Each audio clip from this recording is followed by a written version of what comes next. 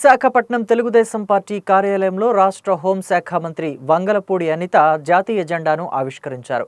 ఈ సందర్భంగా హోంమంత్రి మాట్లాడుతూ ఎన్డీఏ ప్రభుత్వం న్యాయబద్ధంగా ముందుకు వెళుతోందని, గాడి తప్పిన రాష్ట్రాన్ని అభివృద్ధిలో నడిపించేందుకు కూటమి నేతలు కృషి చేస్తున్నట్లు అనిత తెలిపారు.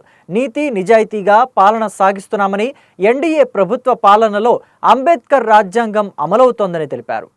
భారతీయులందరికీ, అదేవిధంగా తెలుగు రాష్ట్రంలో ఉన్న తెలుగు ప్రజలందరికీ, ప్రపంచవ్యాప్తంగా ఉన్న భారతదేశంలో భారతీయులందరికీ కూడా 76వ గణతంత్ర శుభాకాంక్షలు తెలియజేసుకుంటూ, ఈ గణతంత్ర దినోత్సవాల సందర్భంగా ఏదైతే అంబేద్కర్ గారు కోరుకున్న రాజ్యాంగం ప్రకారం భారతదేశంలో ఆ రాజ్యాంగం నడవాలని, ఎటువంటి దుష్టశక్తుల రాజ్యాంగం నడవడానికి వీల్లేదని చెప్పి ఒక ప్రతిన పూని ఈరోజు భారతీయులందరూ కూడా ఈ గణతంత్ర దినోత్సవాన్ని ఎంతో వైభవేతంగా ఈరోజు జరుపుకుంటున్నారు. ఇటువంటి గణతంత్ర దినోత్సవం సందర్భంగా తెలుగు వారికి వచ్చిన గుర్తింపుని కూడా ఈరోజు మీ అందరితో నేను పంచుకోవాలి. ఎందుకంటే మన అందరికీ తెలుసు, మా నాన్న నందమూరి తారక రామారావు గారి పుత్రుడు నందమూరి బాలకృష్ణ గారు తండ్రికి తగ్గ తనయుడిగా ఉన్నప్పటికీ కూడా తండ్రి ద్వారా వచ్చిన ఆ వారసత్వాన్ని తీసుకొని తనదైన ముద్రలో ఈరోజు నటనలో కానీ, అదేవిధంగా రాజకీయ రంగంలో కానీ, సేవా రంగంలోని కానీ ఆయన తనదైన ముద్ర వేసుకొని ఈరోజు పద్మభూషణ్ అవార్డు ఈరోజు ఆయనకు దక్కడం అనేది నిజంగా తెలుగువారికి ఇచ్చిన గౌరవంగా మేమందరం కూడా భావిస్తున్నాం. అదేవిధంగా తెలుగువారికి సంబంధించి ఈరోజు దువ్వూరి నాగేశ్వరరెడ్డి గారికి పద్మవిభూషణ్ మెడికల్ సందర్భంగా, అదేవిధంగా మందకృష్ణ మాదిగ గారికి, మనందరికీ తెలుసు మందకృష్ణ మాదిగ గారు అనేసరికి ఒక పోరాటాల ప్రతిమ కింద మనం భావించాలి.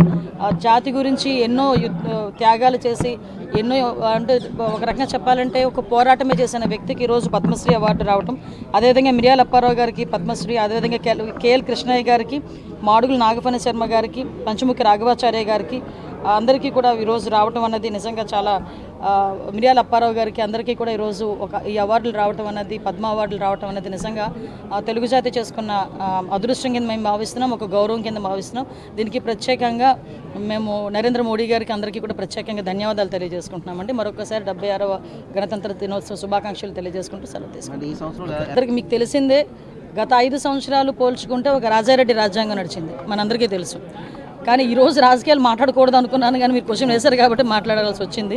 ఎందుకంటే 5 సంవత్సరాలు మా అంబేద్కర్ రాజ్యాంగాన్ని పక్కన పెట్టి రాజారెడ్డి రాజ్యాంగంతో పాటు ఉంచి ఎంతమంది మీద ఎన్ని అక్రమ కేసులు పెట్టారో మీ అందరికీ తెలుసు. ఈ మేము గవర్నమెంట్ ఎన్డీఏ కూటమి వచ్చిన తర్వాత నుంచి కూడా కేవలం అంబేద్కర్ రాజ్యాంగం మాత్రమే నడుస్తుంది. కాబట్టే ఈరోజు మేము న్యాయబద్ధంగా వెళ్తున్నాం, నీతి నిజాయితీతో వెళ్తున్నాం, అభివృద్ధి సంక్షేమ ధ్యేయంగా వెళ్తున్నాం, పెట్టుబడులు ఆకర్షించే విధంగా మా నాయకులు పనిచేస్తున్నారు. ఈరోజు గాడి తప్పిన ఆంధ్రప్రదేశ్ని గాడిలో పెట్టడానికి ఎన్డీఏ కూటమి మొత్తం కూడా అహర్నిశలు 24 గంటలు అందరం కూడా పనిచేసే పరిస్థితి కనిపిస్తూ ఉంది. దీనికి ప్రజల నుంచి మద్దతు రావడం కూడా మా అదృష్టం కింద భావిస్తున్నాం.